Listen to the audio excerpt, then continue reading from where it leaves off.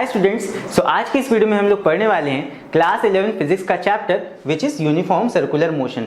हो सकता है तुम्हारी बुक में लॉज ऑफ मोशन के अंदर ही एक सब पार्ट की तरह दिया हो, बट किसी किसी बुक में अलग से चैप्टर की तरह दिया होता है। सो यहाँ पे अब हम बात कर लेते हैं कि अभी तक हम लोगों ने कौन से चैप्टर देख लिए हैं। अभी तक हम लोगों ने chapter number 2, chapter 3, chapter 4 and chapter 5 cover कर लिया है एंड लॉज ऑफ मोशन के लास्ट वाले पार्ट में यानी कि यूनिफॉर्म सर्कुलर मोशन पे अभी हम हैं। इसके बाद हम देखेंगे वर्क पार एनर्जी, जो कि नेक्स्ट वीडियो से आएगा। तो फिलहाल के लिए अभी हम स्टार्ट करते हैं अपना part number 4 which is uniform circular motion.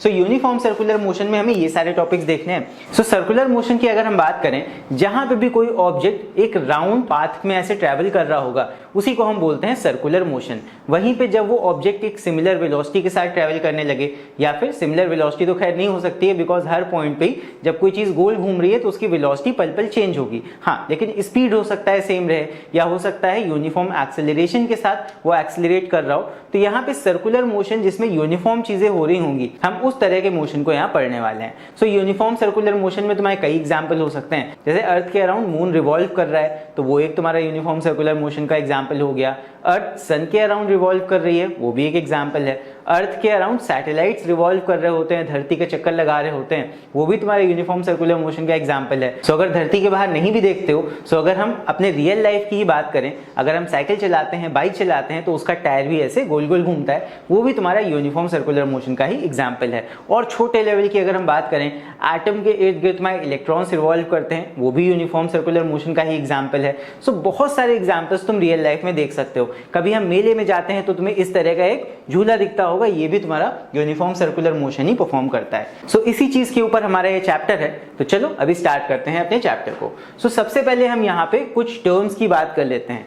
जैसे मान लो दो तरह के मोशन होते हैं। एक तुम्हारा होता है motion in a straight line, जब कोई चीज सीधे एकदम जाती है सो वो हो जाता है motion in a straight line, वो तो हमने पढ़ लिया है। Motion in a 2D plane भी हमने देख लिया है। अब हम बात करते हैं सर्कुलर मोशन की। ये भी एक तरह से 2D मोशन ही है, बट ये कैसे काम करता है उसकी बात करते हैं। जब कोई चीज स्ट्रेट मूव करती है, जैसे मान लो एक ऑब्जेक्ट ए पॉइंट से बी पॉइंट तक स्ट्रेट पाथ में गया, सो वहां पे चीजें लीनियर मोशन में काउंट की जाएंगी। वहां पे क्या होगा, डिस्प्लेसमेंट होगा, यानी कि कितना डिस्टेंस इसने ट्रेवल किया है। मान लो यहां से यहां तक का डिस्टेंस हमने मान लिया s, तो डिस्प्लेसमेंट हमारा क्या हो जाएगा s। यहाँ पे x ले लिया है, तुम इसको x ले लो, कोई दिक्कत नहीं है।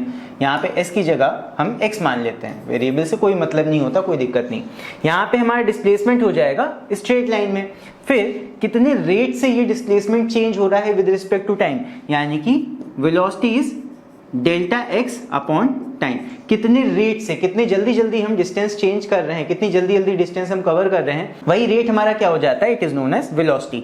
देन अगर मान लो वेलोसिटी भी हम किसी पर्टिकुलर रेट से चेंज कर रहे हैं, पहले 2 मीटर पर सेकंड की स्पीड से चल रहे थे, बाद में 5 मीटर पर सेकंड की स्पीड से चलने लगे, सो यहाँ पे rate of change of velocity with respect to time, ये क्या हो जाता है, ये एक नया टर्म बन जाता है which is known as acceleration. So ये तीनों टर्म के साथ हम फैमिलियर हैं। ये किस चीज में था, ये था मोशन इन स्ट्रेट लाइन में। तो अगर अब हम बात करें सर्कुलर मोशन की, तो सर्कुलर मोशन में भी ये सारी चीजें होती हैं, बस थोड़ा सा हमें रिलेट करके समझना होगा तो हमारे लिए समझना आसान होगा। सबसे पहले हम बात करते हैं डिस्प्लेसमेंट की, और ज्यादा स्पेसिफिक होकर बात करें तो यहाँ पे हम बात करेंगे एंगुलर डिस्प्लेसमेंट की in case of circular motion. क्योंकि जब कोई चीज ऐसे गोल गोल घूम रही है तो वहां पे वो डिस्टेंस तो कवर कर ही रही है, साथ में हम ये भी कह सकते हैं, जैसे मान लो इसने ऑब्जेक्ट ने यहां से यहां तक का डिस्टेंस कवर किया, तो यहाँ पे ये एक एंगल भी कवर करेगी। यहाँ पे बना के दिखा देता हूँ। जैसे मान लो कोई ऑब्जेक्ट ऐसे एक पाथ में इस तरह राउंड पाथ में मूव कर रहा है, सो यहाँ पे ये एक एस डिस्टेंस तो मूव करेगा ही करेगा, साथ में हम इसको ऐसे भी देख सकते हैं, इसने थीटा एंगल कवर किया। यहाँ पे एंगल हम डिग्री में नहीं नापते हैं, ध्यान रखना, डिग्री में भी दे सकते हो, बात अलग है, बट हम यहाँ पे एंगल को रेडियन में प्रेफर करते हैं। यहाँ पे अगर हम कहें कि इसने एस डिस्टेंस कवर किया है सर्कुलर पाथ में, तो हम ये भी कह सकते हैं दैट यहाँ पे इसने थीटा एंगल, रेडियंस वाला एंगल कवर किया है, यानी कि रेडियन में हम बता सकते हैं। सो यही जो रेडियन में हम एंगल बताते हैं, this is known as angular displacement. Angular displacement का सिंपल सा क्या मतलब है कि कितना एंगल तुमने कवर किया है एक पर्टिकुलर टाइम में। सो कितना एंगल कवर करोगे वही तुम्हारा हो जाएगा एंगुलर डिस्प्लेसमेंट, राइट। इतना ही आप समझ गए होगे। अब इसके बाद वही चीज है वेलोसिटी। वेलोसिटी का मतलब कितने रेट से तुम्हारा डिस्टेंस चेंज हो रहा है, एंड यहाँ पे तुम्हारी एंगुलर वेलोसिटी की बात हो रही है। सो एंगुलर वेलोसिटी में एंगुलर डिस्प्लेसमेंट कितने रेट से चेंज हो रहा होगा इसकी बात होगी। सो यहाँ पे एंगुलर डिस्प्लेसमेंट यानी कि जो एंगल है तुम्हारा वो कितनी जल्दी जल्दी चेंज हो रहा है विद रिस्पेक्ट टू टाइम, ये हो जाता है हमारा क्या, एंगुलर वेलोसिटी। यानी कि एंगुलर वेलोसिटी को हम ओमेगा से डिनोट करते हैं, ओमेगा तुम्हारा ग्रीक सिंबल है। So omega is equal to हो जाएगा rate of change of angle with respect to time. कितना जल्दी जल्दी हम एंगल चेंज कर रहे हैं, कितना तेजी से हम रोटेट कर रहे हैं, वही हमारा हो जाता है एंगुलर वेलोसिटी। आई होप समझ गए होगे ये चीज। फिर इसके बाद नेक्स्ट आ जाता है एक्सेलरेशन। जैसे लीनियर मोशन में एक्सेलरेशन क्या होता था, चेंज इन वेलोसिटी, कितना जल्दी वेलोसिटी हमारी बदल रही है, वही चीज यहां भी हो जाएगी।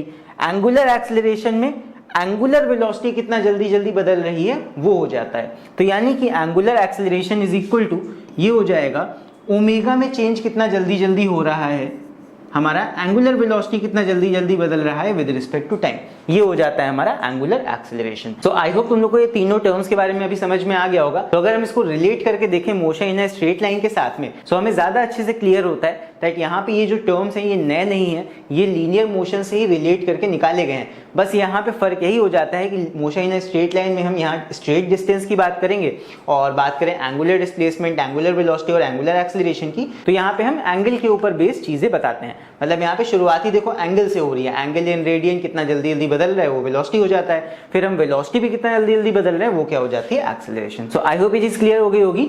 चलो अब हम इनके फॉर्मूला जरा डिस्कस कर लेते हैं। तो यूनिफॉर्म सर्कुलर मोशन में तीन चीजें होती हैं, एक तुम्हारा एंगुलर डिस्प्लेसमेंट, एक तुम्हारा एंगुलर वेलोसिटी, एक तुम्हारा एंगुलर एक्सेलरेशन। सबसे पहले हम बात करते हैं एंगुलर डिस्प्लेसमेंट की। मैंने क्या बताया था, जो तुम्हारा एंगल होगा, कितना एंगल तुमने कवर किया है एक सर्कुलर मोशन में, सर्कुलर पाथ में, वही तुम्हारा हो जाता है एंगुलर डिस्प्लेसमेंट। मैथ से मैंने ट्रिग्नोमेट्री के ऊपर वीडियो बनाया था जब, तो उसमें मैंने बताया था कि रेडियन में हम एंगल कैसे मेजर करते हैं। सो रेडियन वाला एंगल मेजर करने के लिए हम लेते हैं आर्क अपॉन रेडियस, यानी कि थीटा इज इक्वल टू होता है तुम्हारा आर्क लेंथ। आर्क लेंथ मतलब कितना बाहर बाहर डिस्टेंस हमने कवर किया है वो s हो जाएगा और रेडियस हमारा r हो जाएगा। So angle in radian simple क्या मतलब होता है, आर्क यानी कि s upon r। s upon r हमारा हो जाएगा डिस्प्लेसमेंट यहाँ पे, और डिस्प्लेसमेंट हम रेडियन में निकालेंगे। तो यहाँ पे तुम्हारा थीटा जो है डिस्प्लेसमेंट, एंगुलर डिस्प्लेसमेंट, इसका यूनिट भी क्या हो जाएगा, रेडियन में। याद रखना ये चीज कि एंगुलर डिस्प्लेसमेंट तुम्हारा किस में मेजर किया जाएगा, ये मेजर होता है रेडियंस में। फिर इसके बाद नेक्स्ट हमारा आ जाता है एंगुलर वेलोसिटी, कितने जल्दी जल्दी हम एंगल बदल रहे हैं अपना। सो यहाँ पे ऊपर आ जाएगा एंगल, कितना तुमने चेंज इन एंगल किया और कितने टाइम में किया। सो हमारा एंगुलर वेलोसिटी यहाँ पे कितना हो जाएगा, ओमेगा इज इक्वल टू हो जाएगा डेल्टा थीटा अपॉन टी, ये हो जाएगा हमारा एंगुलर वेलोसिटी।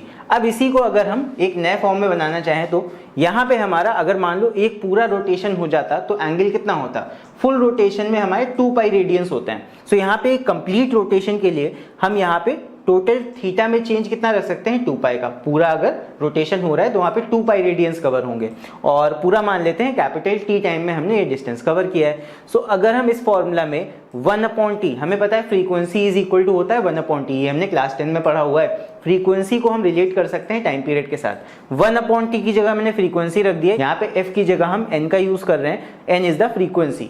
सो यहाँ पे हमारा ओमेगा का नया एक फॉर्मूला बन के आ जाता है which is equal to omega is equal to 2 pi n। ये फॉर्मूला अच्छे से याद कर लेना because this formula is very very important, ये काफी ज्यादा हम यूज कर रहे होंगे न्यूमेरिकल्स में। इसके बाद एक और चीज है दैट कभी कभी ऐसे हो जाता है कि तुमको लीनियर वेलोसिटी दिया होता है एंड तुमसे एंगुलर वेलोसिटी यहाँ पे पूछ लिया जाता है। सो लीनियर वेलोसिटी और एंगुलर वेलोसिटी में एक रिलेशन होता है। तो यहाँ पे हम लीनियर वेलोसिटी कैसे निकाल सकते हैं, we can get linear velocity by multiplying radius with angular velocity. So v is equal to r omega, एक ये हमारा फॉर्मूला है, ये भी बहुत ज्यादा इंपॉर्टेंट है। सो यहाँ पे 2 फॉर्मूले तुम्हें याद रखने हैं, omega is equal to 2 pi n, अगर हमें क्वेश्चन में फ्रीक्वेंसी दे रखा होगा यानी कि n का वैल्यू दे रखा होगा तब भी हम ओमेगा निकाल सकते हैं, या फिर अगर हमें लीनियर वेलोसिटी v भी दे रखा है तब भी हम यहाँ पे एंगुलर वेलोसिटी को निकाल सकते हैं by using v is equal to r omega. चलो आगे बढ़ते हैं अभी नेक्स्ट। इसके बाद अब हम बात करते हैं सेंट्रीपिटल एक्सेलरेशन की, वो कैसे निकालते हैं।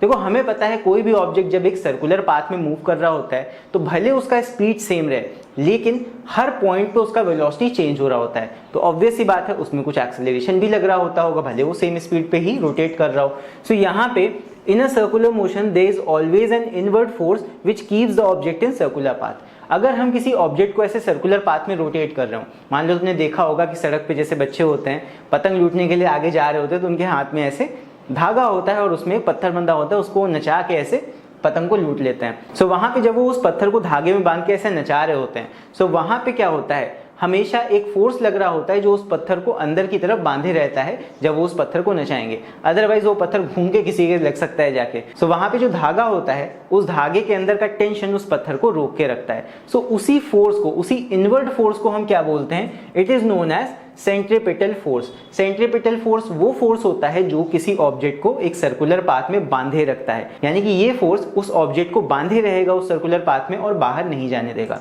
सो सेंट्रीपिटल फोर्स का वैल्यू कितना होता है? It is equal to mv²/r। ठीक है, अब हमें पता है किसी भी फोर्स का वैल्यू क्या होता है? F is equal to ma। तो यहाँ पे अगर हम इस फोर्स की जगह रख दें इक्वल टू ma, तो यहाँ पे क्या हो जाएगा? फॉर्मूला बन जाएगा centripetal force F is equal to ma is equal to यानी कि mv²/r। m से m कैंसिल हो जाएगा। सो यहाँ पे हमारा एक्सेलरेशन कितना आ जाता है? a is equal to v²/r। So ये आ जाएगा हमारा सेंट्रीपिटल एक्सेलरेशन का value. So this formula is very very important. अगर किसी क्वेश्चन में हमसे सेंट्रीपिटल एक्सेलरेशन का वैल्यू निकालने के लिए कहा जाएगा और हमें वेलोसिटी और रेडियस पता है अपने सर्कुलर पाथ का, सो यहाँ पे हम सेंट्रीपिटल एक्सेलरेशन निकाल सकते हैं बाय यूजिंग दिस।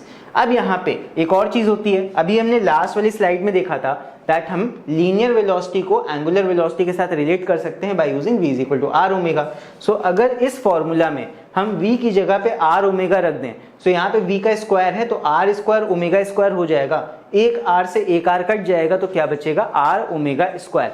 यानी कि सेंट्रीपिटल एक्सेलरेशन का एक और फॉर्मूला बन सकता है which is equal to r omega square. So एक ये हमारा फॉर्मूला हो गया। अब तुम लोग सोच रहे होगे इतने सारे फॉर्मूला हैं याद कैसे करेंगे? 3-4 फॉर्मूले हैं, इनको एक बार एक जगह लिख के रख लेना, तुम्हें ये 2-3 बार जब न्यूमेरिकल्स में यूज करोगे इनका तो आसानी से याद भी हो जाएंगे। तो यहाँ पे ये सारे ही फॉर्मूले बहुत ज्यादा इंपॉर्टेंट हैं, कॉन्सेप्ट भी इससे क्लियर रहेगा और न्यूमेरिकल जब हम सॉल्व करेंगे तभी ये फॉर्मूला तुम्हारी बहुत ज्यादा हेल्प करेंगे। अब आगे बढ़ते हैं न्यूमेरिकल्स की तरफ। तो फर्स्ट न्यूमेरिकल अपना देखते हैं हम अभी और इसको सॉल्व करते हैं। यहाँ पे है अ पार्टिकल कंप्लीट्स 4 रेवोल्यूशंस पर सेकेंड।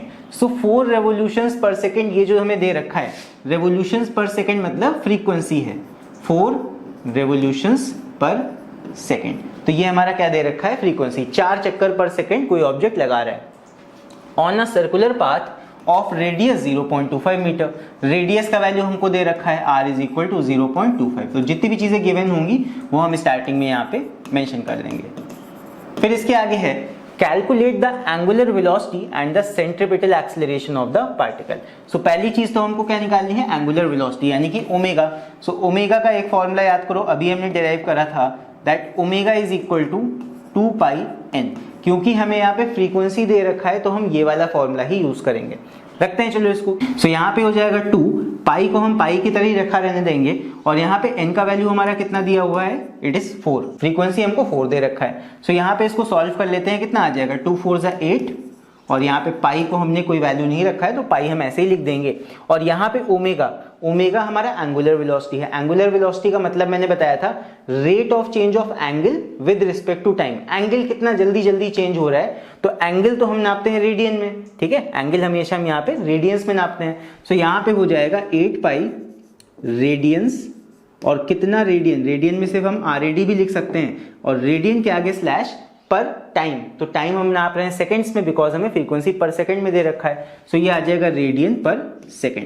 देखो जब हम लीनियर वेलोसिटी निकालते हैं यानी कि स्ट्रेट लाइन वाली वेलोसिटी निकालते हैं तो मीटर पर सेकंड होता है और एंगुलर वेलोसिटी निकालेंगे तो एंगल कितना जल्दी जल्दी चेंज हो रहा है तो वो हो जाएगा रेडियन पर सेकंड। सो इस तरह हम निकाल सकते हैं, कंफ्यूज होने की कोई बात ही नहीं है। अगर तुम रिलेट करके सीख लोगे कि लीनियर और एंगुलर में क्या रिलेशन है, कैसे कैसे चीजें हैं, तो वहां पे कभी भी तुम्हें कोई कंफ्यूजन नहीं होगा। चलो इसके बाद नेक्स्ट अभी देखते हैं एंड दी सेंट्रीपिटल एक्सेलरेशन। अब हमें सेंट्रीपिटल एक्सेलरेशन निकालना है। तो फर्स्ट पार्ट तो हो गया, सेकंड चीज हमें निकालनी है centripetal acceleration. So a is equal to formula क्या आया था? a इज इक्वल टू आया था v²/r। mv²/r होता है सेंट्रीपिटल फोर्स और वहां पे mm कैंसिल हो गया था तो a is equal to v²/r आ गया था। सो यहाँ पे हमें v का वैल्यू तो पता नहीं है, सो यहाँ पे हम कौन सा वाला फॉर्मूला यूज करेंगे? v की जगह r ओमेगा रख देंगे तो ये r से r कट के क्या बन जाता है? r omega square. तो a का एक ये भी फॉर्मूला अभी हमने देखा था। सो यहाँ पे हम इस फॉर्मूले की मदद से निकाल सकते हैं अपना एंगुलर एक्सेलरेशन या फिर सेंट्रीपिटल एक्सेलरेशन। r का वैल्यू हमें दे रखा है, कितना है? सर्कुलर पाथ का रेडियस है 0.25 मीटर तो r का वैल्यू हो गया 0.25 मल्टीप्लाई बाय यहाँ पे ओमेगा की वैल्यू हम रख देंगे। ओमेगा देखो यहाँ पे हमने निकाला था 8 पाई। सो यहाँ पे ओमेगा का स्क्वायर है, सो 8 पाई का हम कर देंगे यहाँ पे स्क्वायर। तो बस इसको सॉल्व कर देते हैं, कितना हो जाएगा? ये हो जाएगा 0.25 8 का स्क्वायर हो जाएगा 64 मल्टीप्लाई बाय पाई स्क्वायर, और उसके बाद में इसको सॉल्व कर देंगे, यहाँ पे 0 0 लग जाएगा नीचे। सो यहाँ पे हम चाहे तो सॉल्व कर दे तो ये आ जाएगा 25 1 ज़ा 25, 25 4 ज़ा 100, और उसके बाद 4 से कैंसिल करेंगे, 4 1 ज़ा 4, 4 16 ज़ा 64, तो ये आ जाएगा हमारा 16 पाई स्क्वायर। और यहाँ पे एक्सेलरेशन है, एक्सेलरेशन हमेशा क्या होता है, मीटर पर सेकंड स्क्वायर। सो यहाँ पे एक्सेलरेशन का यूनिट हो जाएगा मीटर पर सेकंड स्क्वायर। सो ये आ जाएगा हमारा फाइनल आंसर। सो यहाँ पे हमने देखो एंगुलर वेलोसिटी निकाल लिया जो कि इतना आ गया, और यहाँ पे सेंट्रीपिटल एक्सेलरेशन हमसे पूछा गया था जो कि इतना आ जाएगा। सो आई होप ये वाला क्वेश्चन तुम लोग को समझ में आ गया होगा। चलो बढ़ते हैं इसके बाद अगले सवाल की तरफ। सो नेक्स्ट हमारा क्वेश्चन ही ये यहाँ पे है, a car is moving with a speed of 30 metre पर सेकंड। ये हमको स्पीड दे रखा है on a circular track of radius 500 metre, radius भी हमको दिया हुआ है। Its speed is increasing at a rate of 2 metre पर second square, determine the magnitude of its acceleration. हमें एक्सेलरेशन बताना है यहाँ पे। सो देखते हैं कैसे होगा ये। एक कार यहाँ पे सर्कुलर पाथ में मूव कर रही है एंड इसका करंट वेलोसिटी हमको दे रखा है, यानी कि स्पीड दे रखा है 30 मीटर पर second square. So we are given एक कार है जो कि एक सर्कुलर पाथ में ऐसे मूव कर रही होगी, तो यहाँ पे वेलोसिटी हमको कितना दे रखा है, 30 मीटर पर सेकंड, ये हमारा हो गया v का वैल्यू।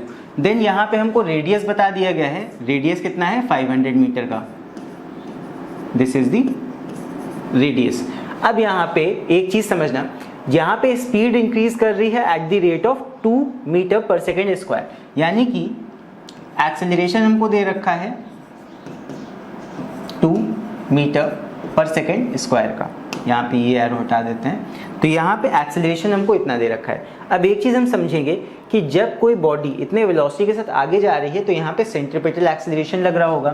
सो यहाँ पे अगर सेंट्रीपिटल एक्सेलरेशन को हम निकाल लें, सेंट्रीपिटल एक्सेलरेशन यानी कि A इज इक्वल टू यहाँ पे हो जाएगा कितना, v स्क्वायर अपॉन r।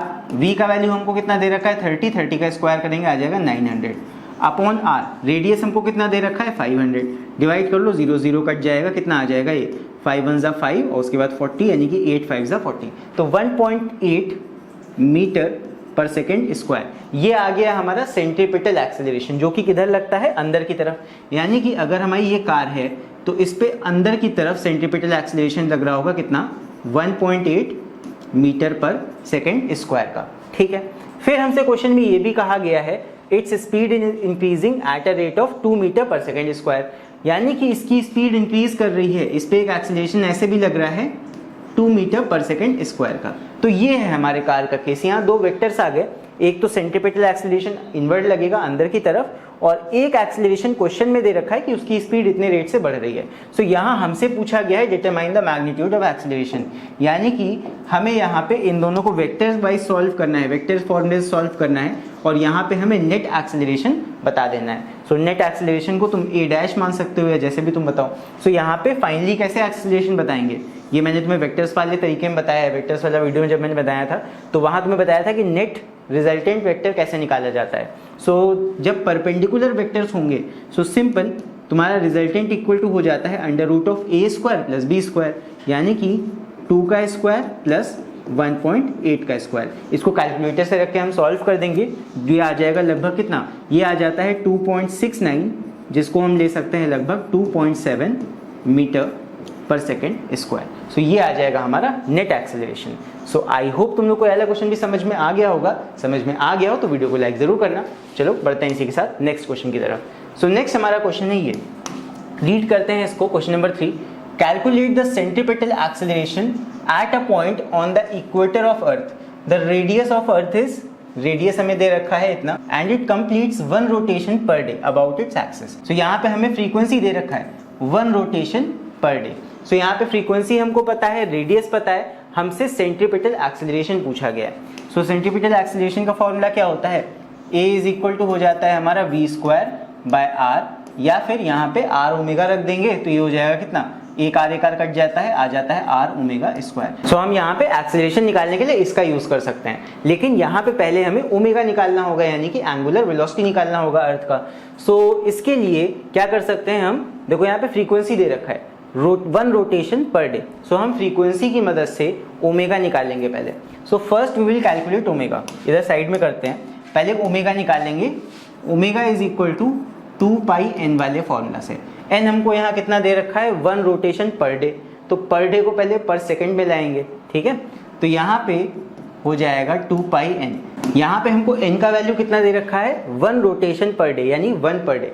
सो यहाँ पे फ्रीक्वेंसी हमारा हो जाएगा 1, लेकिन यहाँ पे पर सेकेंड नहीं है, पर डे हो जाएगा, 1 रोटेशन पर डे। सो पर डे को हमें चेंज करना पड़ेगा सेकेंड्स में। कैसे करेंगे देख लो, यहाँ पे 2 पाई हो जाएगा अपॉन डे को। डे में कितने आवर्स होते हैं, 24 आवर्स होते हैं। सो यानी कि आवर में लाएंगे तो 24 हो जाएगा, मल्टीप्लाई हर आवर में कितने मिनट्स होते हैं, हर आवर में 60 मिनट्स होते हैं। फिर हर मिनट में कितने सेकंड्स होते हैं, 60 सेकंड्स होते हैं। तो पहले डे को हम आवर में कन्वर्ट करेंगे, आवर से मिनट में हो जाएगा, मिनट से सेकंड में हो जाएगा। सो ये आएगा यहाँ पे। सो ये आ गया हमारा कितना, ये ओमेगा आ गया। अब ओमेगा को हम रखेंगे यहाँ पे, रखने से पहले चाहो तो इसको सॉल्व कर लो, जो भी पॉइंट में वैल्यू आएगा उसको लेके आगे चलेंगे। सो यहाँ पे इसको हम पुट कर सकते हैं यहाँ पे एक्सेलरेशन निकालने के लिए। So a is equal to हो जाएगा, आर हमको दे रखा है कितना, 6.4 into 10 to the power 6 metre. ये रख देंगे आर का value 6.4 into 10 to the power 6 metre multiply by omega का स्क्वायर। ओमेगा का स्क्वायर क्या हो जाएगा, ये यहाँ पे है 2 pi divide by 24 into 60 into 60, और इसका स्क्वायर भी करना है। सो इसको हम साइंटिफिक कैलकुलेटर की हेल्प से सॉल्व कर लेंगे। सो ये कितना आ जाएगा, 0.0338। सो यहाँ पे आ जाएगा, इसको अगर हम प्रॉपर फॉर्म में लिखना चाहें, नॉर्मलाइज फॉर्म में, तो ये आ जाएगा, पॉइंट को हम 2 आगे शिफ्ट कर देते हैं तो ये आ जाएगा 3.38 या फिर 4 multiply by 10 to the power -2, और उसके बाद में इसका यूनिट क्या हो जाएगा, ये एक्सेलरेशन है। सो एक्सेलरेशन हमारा आएगा मीटर पर सेकेंड स्क्वायर में। सो ये हो जाएगा हमारा फाइनल आंसर। सो आई होप तुम लोग को पहला क्वेश्चन भी समझ में आ गया होगा। चलो बढ़ते हैं इसके बाद नेक्स्ट क्वेश्चन की तरफ। सो नेक्स्ट हमारा क्वेश्चन है ये, with what horizontal velocity should a body be thrown so that it may move parallel to the surface of the earth along the equator, और the radius of the earth at equator हमको दे रखा है 6400 kilometre, और g का value हमें दे रखा है इतना। सो यहाँ पे है with what horizontal velocity, यानी कि वेलोसिटी हमसे पूछा गया है। Velocity is equal to question mark है, हमें एक बॉडी को कितने वेलोसिटी से फेंकना पड़ेगा कि वो बॉडी अर्थ के चारों तरफ ऐसे रोटेट करने लगे। ऐसे तो हाइपोथेटिकल क्वेश्चन है ये, बट ऐसा हो नहीं सकता है, लेकिन फिर भी क्वेश्चन में पूछा गया तो हम इसको निकालेंगे कि कितनी वेलोसिटी से हम एक ऑब्जेक्ट को फेंकें, थ्रो करें कि वो अर्थ के चारों तरफ इस तरह पैरेलल टू अर्थ सरफेस यहाँ पे रोटेट करने लगे। निकालते हैं चलो इसको। यहाँ पे है हमें v निकालना है, यहाँ पे हमको g का वैल्यू दे रखा है, यानी कि एक्सेलरेशन हमें पता है कितना, 9.7 मीटर पर सेकेंड स्क्वायर, और यहाँ पे हमको रेडियस दे रखा है अर्थ का, radius is equal to 6400 kilometre है, तो यहाँ पे 3 जीरो और मल्टीप्लाई करने पड़ेंगे, यानी कि इंटू 1000।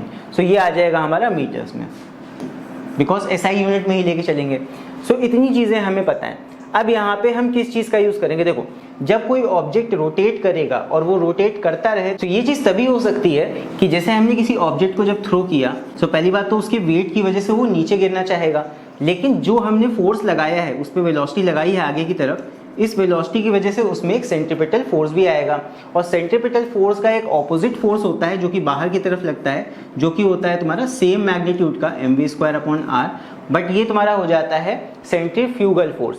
तो हम ये कह रहे हैं कि अगर हमारे बॉडी के वेट को वो सेंट्रीपिटल फोर्स का ऑपोजिट वाला सेंट्रीफ्यूगल फोर्स अगर बैलेंस कर ले जाता है, सो हमारा बॉडी गिरेगा नहीं और सेम वेलोसिटी के साथ वो ऐसे रोटेट करता रहेगा सर्कुलर मोशन में। सो यहाँ पे हमें इन दोनों को इक्वेट करना है, सेंट्रीफ्यूगल फोर्स को इक्वेट कर देना है। अभी सेंट्रीफ्यूगल फोर्स मैं बताऊंगा लास्ट में। सेंट्रीफ्यूगल फोर्स को इक्वेट कर देना है वेट के साथ, ये दोनों बराबर हो जाएंगे तो हमारा बॉडी ना ऊपर जाएगा ना नीचे गिरेगा, रोटेट करता रहेगा अर्थ के चारों तरफ।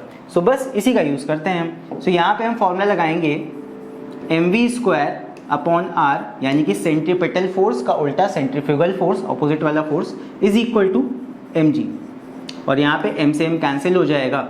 सो यहाँ पे हमको क्या पूछा गया था, हमसे वेलोसिटी पूछा गया था, तो वेलोसिटी के लिए फॉर्मूला बन जाएगा v² is equal to rg, या v is equal to √rg। So यहाँ पे पहले r और g का वैल्यू रख देते हैं। r और g का वैल्यू कितना है, रेडियस हमको दे रखा है 64, कितने जीरो हैं, 1 2 3 4 5, 0 0 0 0 0, 5 जीरो हो गए। उसके बाद g का वैल्यू हमको दे रखा है 9.7 मल्टीप्लाई बाय 9.7। यहाँ पे चाहो तो पॉइंट हटा के 0 लगा दो, 1 0 1 0 कट कर सकते हो।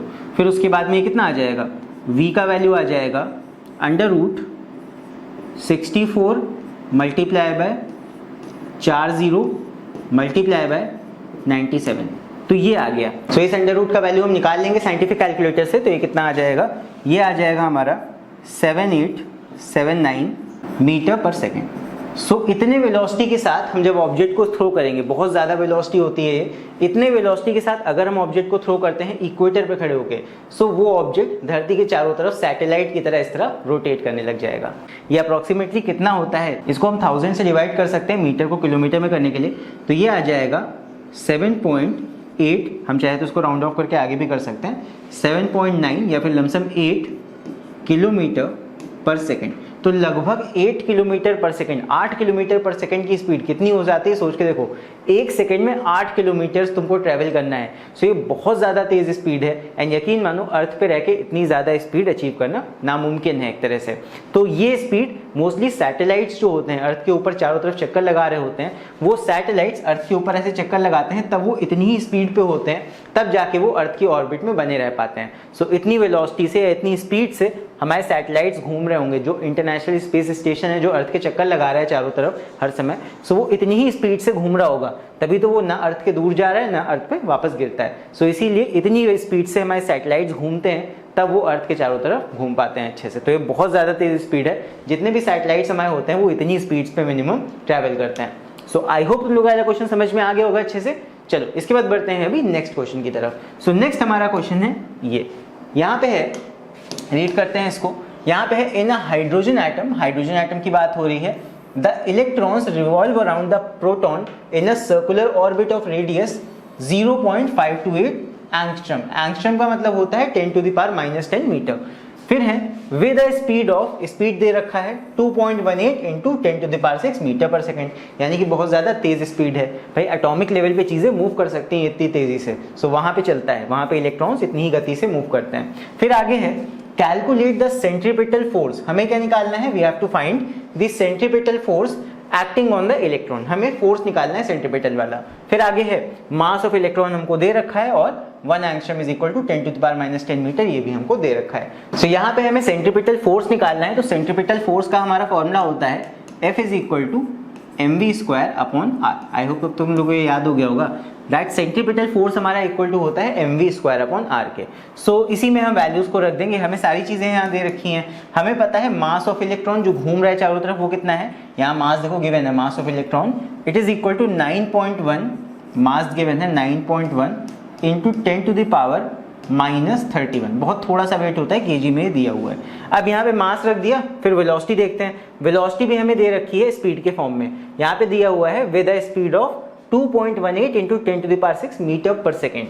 सो यहाँ पे हो जाएगा वेलोसिटी 2.18 इंटू 10⁻6 मीटर पर सेकेंड, और वेलोसिटी का स्क्वायर है तो इसका भी स्क्वायर कर देंगे। नीचे हमें रखना है रेडियस। रेडियस हमको कितना दे रखा है, ऑर्बिट ऑफ रेडियस 0.528 एंगस्ट्रम।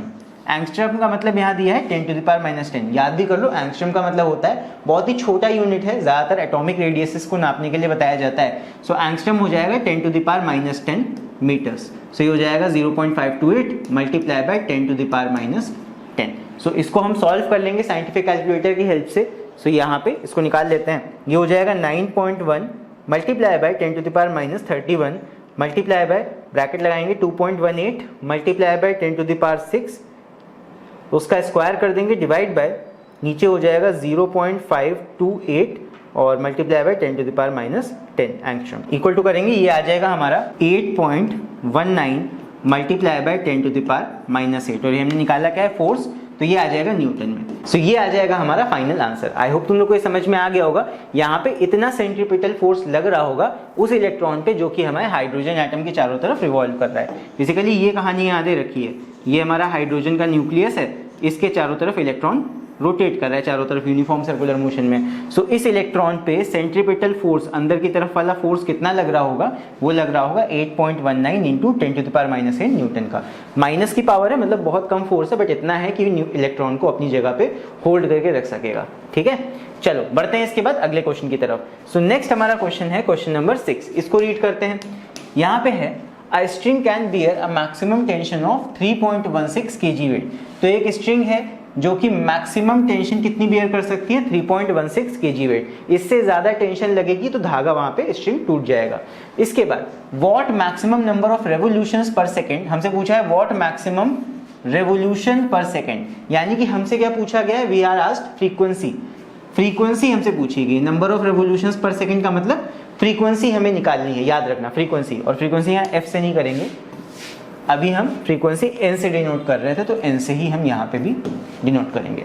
आगे है can be made by stone of mass 49 gram, stone का मास हमें 49 ग्राम दे रखा है, tied to one end of a 1 metre long piece of this string. So 1 metre long string है, 1 metre लंबा धागा है, उसी में हम स्टोन को बांध के नचा रहे होंगे। सो यहाँ पे हमको ये क्या दे रखा है, 1 मीटर रेडियस दे रखा है। So we are given radius is equal to 1 metre और मास हमको कितना दे रखा है अपने ऑब्जेक्ट का 49 ग्राम्स। सो 49 ग्राम है, इसको हम तुरंत केजी में कन्वर्ट करेंगे, ये हो जाएगा 49 बाई 1000 kg। सो मास हमें गिवन है। फिर आगे है so that the string may not break. So यहाँ पे हमें कितने रेवोल्यूशन से, कितनी फ्रीक्वेंसी के साथ इसको नचाना पड़ेगा कि यहाँ पे हमारा धागा भी ना टूटे। सो कैसे आएगा ये, चलो देखते हैं। सो यहाँ पे बात हो रही है सेंट्रीपिटल फोर्स की बेसिकली। सो यहाँ पे स्ट्रिंग में जो टेंशन आता है, जो टेंशन होगा स्ट्रिंग का, हम भाई पत्थर को ऐसे नचाएंगे, स्टोन को हमने बांधा और स्टोन को हम चारों तरफ ऐसे नचाने लगे। यहाँ पे मान लो ये हमारा धागा है, तो इस धागे में जो टेंशन लगेगा वो अंदर की तरफ लगेगा जहां से हम उसको पकड़े हैं। सो यहाँ पे ये जो टेंशन है, ये टेंशन हमारा क्या है, यही सेंट्रीपिटल फोर्स है। ये सेंट्रीपिटल फोर्स की वजह से ही धागे में टेंशन आ रहा है। सो मैक्सिमम टेंशन ये बेयर कर सकता है 3.16 kg वेट। सो यही तो हमारा सेंट्रीपिटल फोर्स है, इतना मैक्सिमम सेंट्रीपिटल फोर्स हमारा लग सकता है। सो यहाँ पे हम सेंट्रीपिटल फोर्स का ही फॉर्मूला लगाएंगे, यानी कि F is equal to mv² upon r। यहाँ पे हमको फोर्स देखो दे रखा है, और फोर्स हमको किस में दे रखा है, केजी वेट में। ध्यान रखना, फोर्स ये दे रखा है केजी वेट में। सो यहाँ पे फोर्स हमारा है 3.16 केजी वेट। केजी वेट भी फोर्स का ही यूनिट होता है, लेकिन ये एसआई यूनिट नहीं होता है। ये भी फोर्स है लेकिन ये न्यूटन में नहीं है, ये केजी वेट में है। तो हमें इस फोर्स को न्यूटन में कन्वर्ट करना पड़ेगा, इतना हमको ध्यान रखना है। फिर आगे मास कितना हमें दिया हुआ है, मास हमें दिया है 49/1000 kg। ग्राम में था तो हमने उसको केजी में कन्वर्ट कर लिया, तो मास हमारा हो गया 49/1000। फिर इसके बाद हमें रखना है v² का वैल्यू। सो v तो हमको कहीं दे नहीं रखा क्वेश्चन में, अगर हम रीड करें हमें वेलोसिटी नहीं पता है। सो यहाँ पे हम क्या करेंगे, अपने वेलोसिटी को चेंज कर देंगे किससे, सो v इज इक्वल टू होता है r ओमेगा। सो यहाँ पे हम v को रिप्लेस करने वाले हैं क्योंकि हमें वेलोसिटी नहीं दे रखा है अपने क्वेश्चन में। सो यहाँ पे हम v को चेंज करेंगे r ओमेगा से। सो ये हो जाएगा r² और ओमेगा², और नीचे अपॉन में r है। तो यहाँ पे होगा क्या, डिनोमिनेटर के r से ये r कट जाएगा और यहाँ पे हमारा फॉर्मूला आ जाएगा ये। सो आई होप ये चीज समझ गए होंगे। यहाँ पे हमने क्या किया है, v को r ओमेगा से रिप्लेस कर दिया है। इसके बाद अब हमें रेडियस देखो दे रखा होगा, यहाँ पे हमको धागे का लेंथ दिया है, भाई हमारा रेडियस है। सो यहाँ पे रेडियस का वैल्यू पुट करते हैं, और यहाँ पे ओमेगा का वैल्यू निकालने के लिए हमें यहाँ पे ओमेगा भी डायरेक्ट नहीं दे रखा है, लेकिन हमको फ्रीक्वेंसी दे रखा है। और हमें पता है दैट ओमेगा का फ्रीक्वेंसी के साथ क्या रिलेशन होता है, omega is equal to 2πn। इसकी मदद से हम ओमेगा निकाल सकते हैं। तो वही देखो स्टेप बाय स्टेप है, हमने मेन फॉर्मूला लिया फोर्स का, सेंट्रीपिटल फोर्स का, फिर उसमें देखा हमें क्या गिवन है क्या नहीं गिवन है, जो गिवन है वो रख दिया और जो नहीं गिवन है उसको गिवन वाली चीज के साथ बदल दिया। फिर हमने ओमेगा रखा, ओमेगा भी हमें नहीं पता है। सो ओमेगा निकालने के लिए हम यूज करेंगे किसका, इस फॉर्मूला का। अब ओमेगा को चलो चेंज करते हैं 2πn से। सो आगे आते हैं, यहाँ पे हो जाएगा 3.16 kg weight is equal to, चाहे तो यहाँ पे इसको न्यूटन में भी पहले कन्वर्ट कर लेते हैं ताकि बात के लिए आसानी रहे। सो यहाँ पे हो जाएगा 3.16, हम g का वैल्यू 10 मान लेते हैं, तो ये हो जाएगा 10 इज इक्वल टू, ये न्यूटन में हो गया। सो यहाँ पे हो जाएगा 49 divide by 1000 multiply by r का वैल्यू हमको कितना दे रखा है, ये दे रखा है 1 मीटर, मल्टीप्लाई बाय ओमेगा को हम रिप्लेस करेंगे 2πn से। सो यहाँ पे हो जाएगा 2πn, और यहाँ पे क्योंकि ओमेगा का स्क्वायर था तो ये भी हो जाएगा स्क्वायर। तो बस अब इसको सॉल्व कर लेते हैं। 49 और 1000 को हम इस साइड ले आते हैं। सो यहाँ पे हो जाएगा 3.16 into 10 multiply by 1000 divide by 49 is equal to 2πn का होल स्क्वायर। सो इसको आगे सॉल्व करते हैं। सो यहाँ पे हम पॉइंट हटा के 2 0 कैंसिल कर सकते हैं, तो ये आ जाएगा हमारा 31600 डिवाइड बाय 49, ये आ गया इज इक्वल टू 2πn। यहाँ पे हम चाहे तो स्क्वायर रूट कर सकते हैं बोथ साइड, तो इधर का स्क्वायर हट जाएगा और यहाँ पे हमारा अंडर रूट लग जाएगा। इसका वैल्यू हमें कैलकुलेटर से निकालना पड़ेगा बिकॉज यहाँ पे अंडर रूट है। हम चाहे तो यहाँ पे 2 0 से एक 10 और नीचे 7 निकाल सकते हैं, बाकी 316 का तो हमें निकालना ही पड़ेगा। सो यहाँ पे हम पूरे का निकाल लेते हैं, ये हो जाएगा 31600 डिवाइड बाय 49। सो ये आ जाएगा हमारा 25.39 is equal to 2 pi n। So n का वैल्यू कितना आ जाएगा 25.39 डिवाइड बाय 2 पाई। सो ये हो जाएगा कितना, डिवाइड बाय 2 पाई कर देते हैं इसी को, तो ये आ जाएगा 4.04 which is approximately equal to 4। So ये अप्रोक्सीमेटली आ जाएगा 4 रेवोल्यूशंस। सो यहाँ पे हमसे क्या पूछा गया था कि कितने रेवोल्यूशंस पर सेकंड हम करें, तो अगर 4 रेवोल्यूशंस पर सेकंड की स्पीड से हम पत्थर को रोटेट कराएंगे सो हमारी स्ट्रिंग नहीं टूटेगी। यही हमारा आंसर यहाँ पे निकल के आ गया है कि 4 रेवोल्यूशंस पर सेकंड तक जो हमारा टेंशन इन द स्ट्रिंग होगा वो मैक्सिमम वेरिएबल लिमिट से कम होगा। इसके ऊपर जाएंगे यानी कि 5 रेवोल्यूशन कर देंगे या 6 कर देंगे तब हमारा धागा टूट जाएगा और वो हमें नहीं चाहिए। मैक्सिमम हम 4 रेवोल्यूशंस पर सेकंड की रफ्तार से यहाँ रोटेशन कर सकते हैं। सो आई होप ये वाला क्वेश्चन तुम लोग को समझ में आ गया होगा। समझ में आ गया हो तो अब हम बढ़ते हैं अपने नेक्स्ट टॉपिक की तरफ। सो नेक्स्ट अब हम बात करने वाले हैं some examples based on uniform circular motion. So real life में कुछ एग्जांपल्स की हम बात करने वाले हैं, जैसे कि फॉर एग्जांपल जब व्हीकल से एक लेवल रोड पे चल रहा हो, जैसे तुम्हें दिख रहा है दैट यहाँ पे एक लेवल रोड है। सो लेवल रोड का मतलब ये दैट वो रोड एकदम ऐसे हॉरिजॉन्टल है, उसमें कोई भी एज एक तरफ ऐसे उठा हुआ नहीं है, रोड एकदम सपाट है, हॉरिजॉन्टल है। सो यहाँ पे एक तुमको एग्जाम्पल दिख रहा है सपाट रोड का, फ्लैट रोड का, बस यहाँ पे रोड में घुमाव है। सो हम एक एग्जाम्पल देखेंगे इसका uniform circular motion level road पे।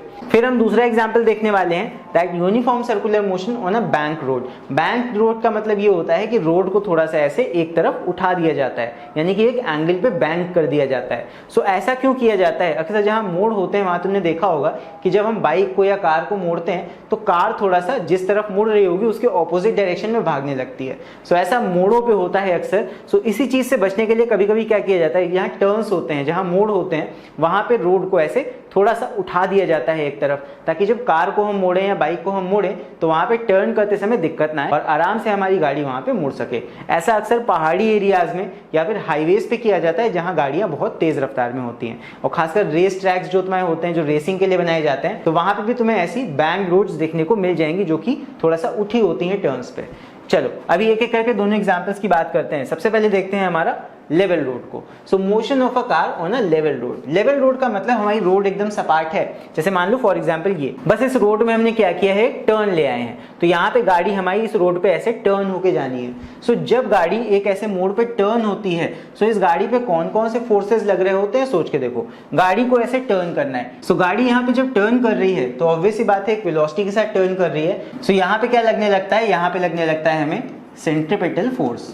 सो इस सेंट्रीपिटल फोर्स की वजह से एक एक्सेलरेशन आ जाता है हमारी कार में जो कि इनवर्ड की तरफ ऐसे डायरेक्ट कर रहा होता है, यानी कि हमारी कार में एक इनवर्ड फोर्स हमेशा लगेगा, सेंट्रीपिटल फोर्स, जब भी गाड़ी टर्न करेगी। सो यहाँ पे अगर इसका हम फ्री बॉडी डायग्राम बना के देखें तो ये हमारी कार है, इस पे अगर हम वर्टिकल की बात करें तो वर्टिकल में जो इस पे वजन लग रहा है वो नॉर्मल रिएक्शन से बैलेंस हो जा रहा है। सो वर्टिकली तो इसमें कोई नेट फोर्स नहीं है यहाँ पे, as there is no acceleration in the vertical direction n minus mg is equal to 0, यानी कि ये नॉर्मल रिएक्शन गाड़ी के वेट के बराबर हो जाएगा। ये हो गया। लेकिन अगर हम हॉरिजॉन्टल की बात करें सो हॉरिजॉन्टल पे इस पे लग रहा है एक एक्सेलरेशन अंदर की तरफ, जिसकी वजह से सेंट्रीपिटल फोर्स भी लग रहा है, और ये सेंट्रीपिटल फोर्स हमारा बराबर होता है फ्रिक्शनल फोर्स के। जो गाड़ी का फ्रिक्शनल फोर्स होता है वही एक तरह से सेंट्रीपिटल फोर्स का रीजन है, वही क्रिएट कर रहा है सेंट्रीपिटल फोर्स। सो यहाँ पे हम इसी फ्रिक्शनल फोर्स को बैलेंस कर सकते हैं अपने सेंट्रीपिटल फोर्स के साथ। तो यहाँ पे हम लिख सकते हैं frictional force F is equal to mv square upon r. ये F तुम्हारा फ्रिक्शन की वजह से क्रिएट हो रहा है, फ्रिक्शन जो टायर और रोड के बीच में लग रहा है। सो यहाँ पे F is equal to mv square R हमने कर दिया। So this will be less than equal to mu S N. ये जो फ्रिक्शनल फोर्स है ये always less than equal to ही रहेगा म्यू एस एन के। फ्रिक्शन मैक्सिमम जो लिमिटिंग हमारा फ्रिक्शन होता है। सो यहाँ पे अगर हम इसको सॉल्व करें तो v स्क्वायर की वैल्यू कितनी आएगी, m और r को हम इस साइड भेज देते हैं, तो ये आ जाएगा v square is less than equal to mu s, उसके बाद r इधर ऊपर गया आर एन और डिवाइड बाय m हो गया। फिर यहाँ पे इस n की जगह हम क्या रख देंगे mg। सो यहाँ पे m से m कट जाएगा, यहाँ सिर्फ g बचेगा। So this is equal to mu S R g. यहाँ पे हमने n की जगह mg रखा, m से m कैंसिल हो गया, यहाँ पे बचा सिर्फ g। सो यानी कि v square is equal to आ गया लेस देन इक्वल टू आ गया mu S R G. So यहाँ पे v स्क्वायर का वैल्यू है, अगर हम v का वैल्यू निकालना चाहें तो taking square root both sides v का वैल्यू हमारा क्या हो जाएगा, v इज यहाँ पे लेस देन इक्वल टू होगा, less than equal to under root of mu S R g, मतलब v का वैल्यू लेस देन ही हमेशा रहेगा इस वैल्यू से। सो गाड़ी के टर्न करते समय मैक्सिमम वेलोसिटी हम कितना लेके जा सकते हैं, v max will be equal to mu S R g, मतलब गाड़ी जब टर्न करेगी तो मैक्सिमम हम इतनी वेलोसिटी से ही गाड़ी को टर्न कर सकते हैं। इससे ज़्यादा स्पीड से अगर हम गाड़ी को टर्न करते हैं सो हमारी गाड़ी स्लिप हो जाएगी और साइड में ऐसे जाके डिवाइडर से टकरा जाएगी। सो आई होप v max का वैल्यू निकालना तुम लोगों को समझ में आया होगा। सो ये फॉर्मूला बहुत ही ज़्यादा इंपॉर्टेंट है कि मैक्सिमम वेलोसिटी जब लेवल रोड पे गाड़ी टर्न ले रही होती है, मतलब सपाट यानी हॉरिजॉन्टल रोड पे गाड़ी ऐसे टर्न ले रही होती है, सो टर्न करते समय हमारी गाड़ी की मैक्सिमम गति कितनी हो सकती है, मैक्सिमम वेलोसिटी कितनी हो सकती है, वो निकालने के लिए हम इस फॉर्मूला का यूज़ करेंगे। काफ़ी ज़्यादा इंपॉर्टेंट फॉर्मूला है, इसको तुम लोग याद रखना कि लेवल रोड पे मैक्सिमम वेलोसिटी जो कि ये गाड़ी टर्न करते समय रख सकती है वो हो जाती है v max is equal to under root of mu S R g. अभी इसके ऊपर बेसिक न्यूमेरिकल भी करेंगे हम लोग, तो चलो क्वेश्चन देखते हैं। सो यहाँ पे क्वेश्चन है, ये रीड करते हैं इसको। Find the maximum speed at which a car can take turn around a curve of 30 metre radius on a level road. Level road की बात हो रही है तो अभी लास्ट वाले फॉर्मूला हम यूज करेंगे। If the coefficient of friction between the tyres and the road is 0.4, तो यहाँ पे जितनी वैल्यूज हमें दे रखी है वो सब लिख लेते हैं। हमें निकालना है मैक्सिमम स्पीड यानी v max का वैल्यू हमें निकालना है। So v max is equal to question mark है, रेडियस हमें दे रखा है 30 मीटर का, लेवल रोड है, कोफिशिएंट ऑफ फ्रिक्शन हमें म्यू एस दे रखा है 0.4 और g का वैल्यू हमको दे रखा है 10। सो यहाँ पे हम कौन सा फॉर्मूला यूज करेंगे, ये वाला v max is equal to mu S R g, ये अभी हमने डिराइव करा है यहाँ पे। सो v max यानी कि मैक्सिमम वेलोसिटी हमें निकालनी है, सो ये हो जाएगा v max is equal to under root mu S R g. यहाँ पे म्यू तुम्हारा कोफिशिएंट ऑफ स्टैटिक फ्रिक्शन है, आर तुम्हारा रेडियस होता है और जी तुम्हारा एक्सीलरेशन ड्यू टू ग्रेविटी। तो सबकी वैल्यू यहाँ रख देते हैं, ये सब हमें क्वेश्चन में दे रखा है। म्यू का वैल्यू है 0.4 मल्टीप्लाई बाय रेडियस हमको दे रखा है 30 मीटर का 30 मीटर्स और जी का वैल्यू हमें दे रखा है 10। तो इसको बस सॉल्व कर लेंगे, कितना आ जाएगा ये, यहाँ पे हम पॉइंट हटा के 10 लगा सकते हैं और 0 से 0 कैंसिल। सो ये आ जाएगा 4 3 ज़ा 12 और यहाँ पे 0, सो 120 का अंडर रूट आ जाएगा। सो इसे भी हम कैलकुलेटर से निकाल लेते हैं, ये आ जाएगा under root of 120 which is equal to 10.95 और ये हमारा क्या था, ये था velocity, so it will come as metre पर सेकेंड। सो 10.95 मीटर पर सेकेंड की मैक्सिमम स्पीड के साथ हमारी कार टर्न कर सकती है उस मोड़ पे। इससे ज़्यादा स्पीड के साथ टर्न करेगी तो कार हमारी स्किड होकर पलट जाएगी साइड में। सो ये है। सो आई होप ये क्वेश्चन तुम लोग को समझ में आ गया होगा। चलो इसके बाद बढ़ते हैं अगले क्वेश्चन की तरफ। सो नेक्स्ट हमारा क्वेश्चन है इसी चीज़ के ऊपर बेस्ड, इसको रीड करते हैं, इस सॉल्व करते हैं। यहाँ पे है अब 1000 kg कार, यहाँ पे मास दे रखा है एक कार का, is moving with a uniform speed, speed दे रखी है 30 मीटर पर सेकेंड की on a circular path of radius 200 metre. So यहाँ पे एक कार है 30 मीटर पर सेकेंड की स्पीड से एक पाथ पे जा रही है जो कि तुम्हारा इतने रेडियस का है। फिर आगे दे रखा है how much frictional force is needed, हमसे फ्रिक्शनल फोर्स पूछा गया है to provide the necessary centripetal force to the car. So यहाँ पे हमसे ये पूछा गया है that how much frictional force is needed car को अपनी जगह पे बनाए रखने के लिए। फिर आगे है if the coefficient of friction is 0.8, mu का वैल्यू हमें दे रखा है, then what can be the maximum speed of the car, then maximum speed भी हमसे पूछी गई है। तो यहाँ पे हम सब गिवन लिख लेते हैं पहले, तो हमें ज़्यादा क्लियर होगा कि क्या क्या हमें पता है और क्या क्या हमें निकालना है। सो यहाँ पे हमको मास दे रखा है अपनी कार का 1000 kg, 1000 किलो की कार है, 1 टन की कार है। फिर आगे स्पीड दे रखा है हमको, v का वैल्यू है 30 मीटर पर सेकेंड, इतनी स्पीड से हम कार को चला रहे हैं। फिर आगे रेडियस हमको दे रखा है, r का वैल्यू है 200 मीटर्स। फिर हमें कोफिशिएंट ऑफ फ्रिक्शन दे रखा है म्यू इज इक्वल टू 0.8। फिर यहाँ पे हमसे क्या पूछा गया है, maximum speed of car, v max का वैल्यू हमें यहाँ पे निकालना है। सो v max निकालना है, एक और चीज़ निकालनी है, how much frictional force is needed, यानी कि हमें f भी निकालना है, यानी कि कितना फोर्स लगेगा। सो यहाँ पे जो सेंट्रीपिटल फोर्स होता है हमारा, कार जब टर्न लेती है तो वहाँ पे जो सेंट्रीपिटल फोर्स होगा वो किसकी वजह से आता है, वो आता है तुम्हारा फ्रिक्शन की वजह से। जो गाड़ी के टायर और रोड के बीच में फ्रिक्शन लगता है वही कार को रोके रखता है, यानी कि वही सेंट्रीपिटल फोर्स का जरिया है। सो यहाँ पे सेंट्रीपिटल फोर्स निकालने के लिए फर्स्ट पार्ट में सेंट्रीपिटल फोर्स के लिए हम क्या करेंगे, F is equal to mv² का ही यूज करेंगे। ऐसा हम क्यों कर रहे हैं, कॉन्सेप्ट समझना। जब भी गाड़ी एक लेवल रोड पे टर्न कर रही होगी तो गाड़ी तो बाहर की तरफ भागना चाहेगी टर्न पे, लेकिन सेंट्रीपिटल फोर्स वहां पे जो होगा, जो कि तुम्हारा फ्रिक्शन की वजह से क्रिएट होता है, टायर और रोड के बीच जो पकड़ होगी वही गाड़ी को अपनी जगह पे बनाए रखती है और वही तुम्हारी सेंट्रीपिटल फोर्स का रीजन है। उसी वजह से गाड़ी रुकी है। जब गाड़ी टर्न ले रही होगी रोड पे तब वो पलट सकती है इस तरफ, लेकिन उसको फ्रिक्शन होल्ड करके रखता है अपनी जगह पे और उसको दूसरी तरफ खिसकने से रोकता है। सो यहाँ पे हमारा सेंट्रीपिटल फोर्स ही क्या हो जाएगा, this much amount of frictional force is needed to provide the necessary centripetal force. So यही हमारा फ्रिक्शनल फोर्स हो जाएगा। सो यहाँ पे चाहे तुम इसको फ्रिक्शनल फोर्स मान लो चाहे सेंट्रीपिटल फोर्स मान लो, दोनों ही चीजें एक हैं। सो यहाँ पे हो जाएगा F = mv²/r। मास हमको कार का कितना दे रखा है 1000। फिर उसके बाद v², ये हो जाएगा 30 का स्क्वायर यानी कि 900। v का वैल्यू 30 दे रखा है, मैंने स्क्वायर करके डायरेक्ट वैल्यू लिख दिया।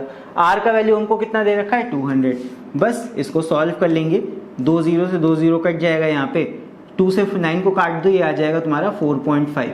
सो ये आ जाएगा 2 1 2, तो ये आ गया 4.5 × 1000। यहाँ पे 4.5 को 1000 से मल्टीप्लाई करोगे ये आ जाएगा 4500 और 4 से ये, तो ये आ जाएगा तुम्हारा न्यूटन में। सो गाड़ी टर्न लेते समय अपनी जगह पे बनी रहेगी, इसके लिए इतना सेंट्रीपिटल फोर्स लगेगा। और ये कौन प्रोवाइड करेगा, ये फ्रिक्शन प्रोवाइड करेगा जो गाड़ी के टायर और रोड के बीच में होगा।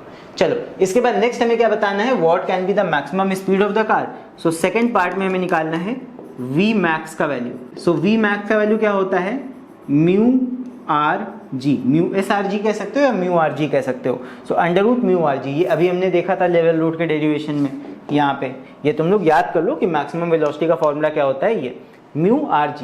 म्यू तुम्हारा यहाँ पे कोफिशिएंट ऑफ फ्रिक्शन है, r तुम्हारा रेडियस होता है, g तुम्हारा acceleration due to gravity. Value रखते हैं, चलो यहाँ पे हो जाएगा √ म्यू का वैल्यू हमारा दिया है 0.8 मल्टीप्लाई बाय r का वैल्यू हमें दे रखा है 200 और g का वैल्यू हमें दिया हुआ है कितना, g का वैल्यू है 9.8। तो बस इसको सॉल्व कर लेंगे एंड आ जाएगा हमारा आंसर। पॉइंट हटा देंगे दोनों और यहाँ पे 2 0 से 2 0 कैंसिल हो जाएंगे। फिर उसके बाद में कितना आ रहा है, ये आ जाएगा हमारा 8 2 16 मल्टीप्लाई बाय 98। तो यहाँ पे से 16 में से तो 4 बाहर आ जाएगा, ये हो जाएगा √98। इसमें से भी हम थोड़े फैक्टर्स निकाल सकते हैं बट इसको कैलसी से सॉल्व कर लेंगे। सो ये आ जाएगा 4 √98 एंड इसका वैल्यू हमारा आ जाएगा 39.59। इसको हम 40 भी मान सकते हैं। सो 39.59 मीटर पर सेकेंड ये हमारा आंसर आ जाएगा। यहाँ पे ये v था तो ये हो जाएगा मीटर पर सेकेंड। सो आई होप ये वाला क्वेश्चन भी तुम लोग समझ गए होगे। चलो इसके बाद अभी हम लोग देखते हैं अपना next example which is motion of a car on a banked road. Banked road का मतलब क्या होता है, देखो यहाँ पे मैंने मेंशन किया है, बैंकिंग ऑफ रोड क्या होती है, the process of raising the outer edge of a road over the inner edge through a certain angle is known as banking of a road. मतलब हमने क्या किया, रोड ऐसे होती है लेवल, हमने क्या किया, रोड का एक तरफ ऐसे उठा दिया, थोड़ा एंगल पे बना दिया रोड को। तो ऐसे क्या होता है, ऐसे जब टर्न लेती है गाड़ी तो टर्न लेते समय अगर रोड ऐसे होगा तो वहां पे गाड़ी पे बाहर की तरफ ज्यादा फोर्स लगेगा। अगर हम रोड को थोड़ा सा उठा देंगे एक तरफ से तो वो गाड़ी वहां पे आराम से टर्न ले सकती है और वहां पे गाड़ी के अपोजिट साइड में लुढ़कने का भी कोई चांस नहीं होता है। सो इसीलिए रोड को थोड़ा सा ऐसे बैंक कर दिया जाता है, एक एंगल पे उठा दिया जाता है ताकि गाड़ी आराम से वहां पे टर्न ले सके बिना किसी नुकसान के। तो चलो अभी इस मोशन को स्टडी करते हैं थोड़ा सा। दैट यहाँ पे एक कार है जो कि एक बैंक रोड पे ऐसे ट्रेवल कर रही है। रोड का एंगल ऑफ एलिवेशन मान लेते हैं हमारा थीटा है। रोड इतने एंगल पे बनाई गई है, मान लो ये हॉरिजॉन्टल है और हॉरिजॉन्टल से हमने इतना रोड को उठा दिया है और इस तरह हमने कार को लिया है। अब यहाँ पे जितने भी फोर्सेस होते हैं देखो हमने सारे मार्क कर लिए हैं। गाड़ी पे एक तो उसका खुद का वेट लगेगा mg, इसको बैलेंस करेगा नॉर्मल रिएक्शन। नॉर्मल रिएक्शन हमारा देखो ऐसे होता है, सड़क के नॉर्मल ऊपर की तरफ ऐसे होगा तो यहाँ पे ये भी तुम्हारा थीटा एंगल पे हो जाएगा फ्रॉम दी वर्टिकल। सो अगर हम इस r को रिजॉल्व करें सो ये वर्टिकली आ जाएगा r cos theta, because angle की तरफ मैंने बताया है, एंगल की तरफ रिजॉल्व करते हैं तो cos लगता है, r cos थीटा इधर आ जाएगा और इसको अगर हम हॉरिजॉन्टल में यानी कि इधर रिजॉल्व करेंगे एंगल से दूर तो इधर हो जाएगा r sin थीटा। अब हमें पता है कि वर्टिकल यहाँ कोई एक्सेलरेशन नहीं है तो वर्टिकल एक्सिस पे r cos थीटा बैलेंस कर लेगा mg को। r cos theta will be equal to mg।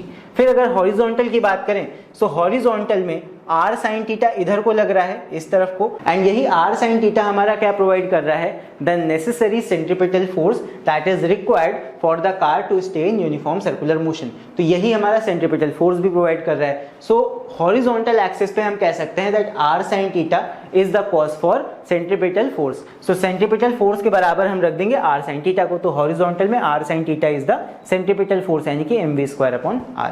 सो ये दो इक्वेशन हमारे बन गए। सो अगर यहाँ पे हम सेकंड वाले इक्वेशन को फर्स्ट इक्वेशन से डिवाइड कर दें, यानी कि second equation upon first equation कर दें, तो क्या आएगा, r से r कैंसिल हो जाएगा, sin theta upon cos theta आ जाएगा tan थीटा, फिर m से m यहाँ कैंसिल हो जाएंगे, ये आ जाएगा v²/r और ये g r के साथ नीचे मल्टीप्लाई हो जाएगा।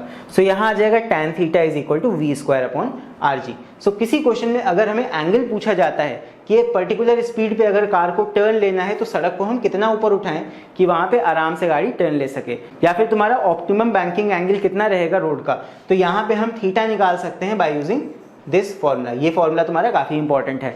बैंकिंग का एंगल कितना रखा जाए, ये होता है tan theta is equal to v²/r into g. इससे हम निकाल सकते हैं। यहाँ पे थीटा तुम्हारा क्या होता है, it is the banking angle, कितने एंगल पे हम सड़क को उठाएं, ये होता है थीटा।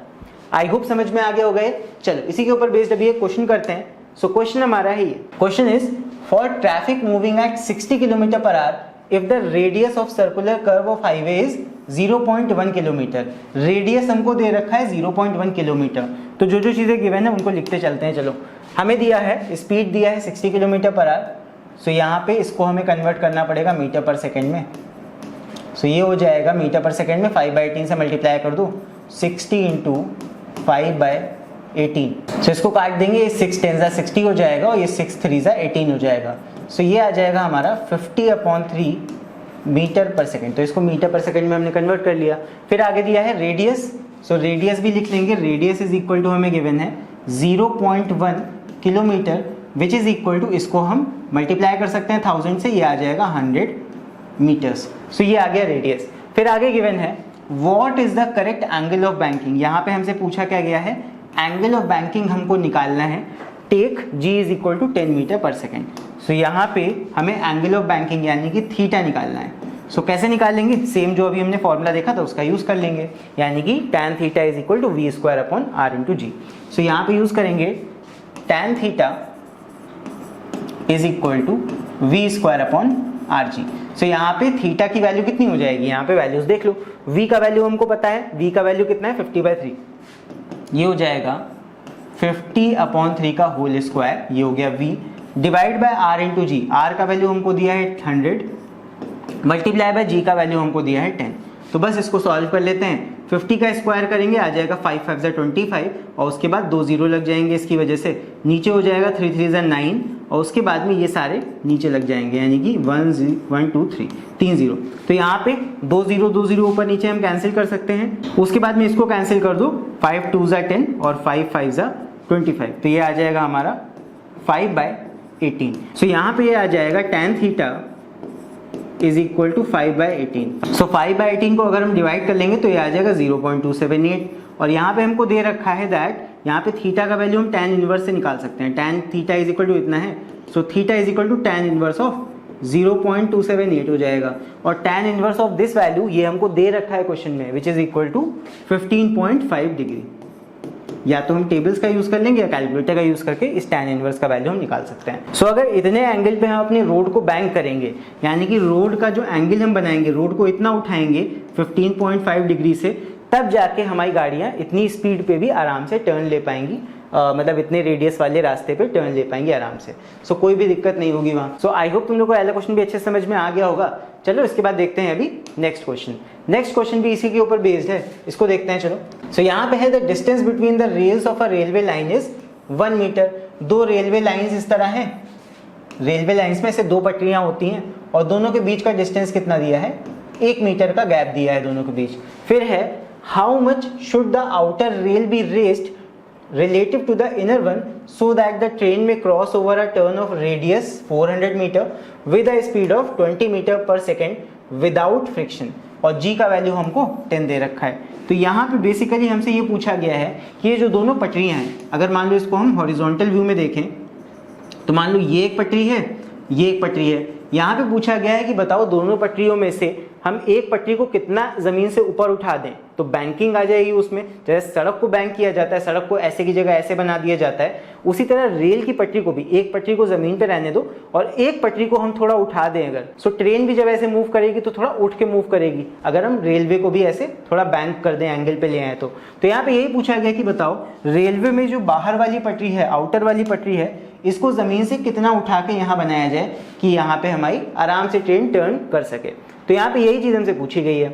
यहाँ पे क्या है, पहले तो हमें ये निकालना पड़ेगा कि यहाँ पे थीटा कितना होना चाहिए। सो पहले हम फॉर्मूला यूज करते हैं बैंकिंग एंगल का, tan theta is equal to v square upon r g. V का वैल्यू हमें दे रखा है, कितनी स्पीड है, यहाँ पे स्पीड हमें ट्रेन की दे रखी है 20 मीटर पर सेकेंड, ये स्पीड है। सो 20 मीटर पर सेकेंड, 20 का स्क्वायर हो जाएगा। फिर उसके बाद रेडियस हमको कितना दे रखा है, 400 मीटर का, सो ये हो गया रेडियस, मल्टीप्लाई बाय जी का वैल्यू कितना है 10। सो यहाँ पे ये हो जाएगा 20 का स्क्वायर यानी कि 2 2 4 और 2 0, नीचे है 400 डिवाइड बाय और मल्टीप्लाई बाय 10। यहाँ पे 2 0 कट जाएंगे, 4 से 4 मतलब पूरा कट जाएगा ये। सो ये बचेगा सिर्फ 1/10 यानी कि 0.1। सो tan थीटा का वैल्यू यहाँ पे आ गया 0.1। आगे देखते हैं चलो। अब यहाँ पे tan theta is equal to हमने निकाल लिया 0.1। अब यहाँ पे लेकिन हमसे एंगल नहीं पूछा गया था कि हम tan को उधर ले जाके इन्वर्स करके एंगल निकाल लें। हमसे यहाँ पे कुछ और चीज पूछी है। हमसे ये पूछा है that how much should the outer rail be raised relative to the inner one so that the train may cross over. So यहाँ पे हमसे ये पूछा गया कि बताओ बाहरी वाली रेल को कितना उठाया जाए। सो अगर इसको थोड़ा सा मैं और ज्यादा बड़े उसमें बनाऊं तो ये मान लो अंदर वाली पटरी है, ये बाहर वाली पटरी हमने उठा के बनाई, ये मान लो जमीन है, तो हमें इसको कितना उठाना है जमीन से, ये हमको निकालना है।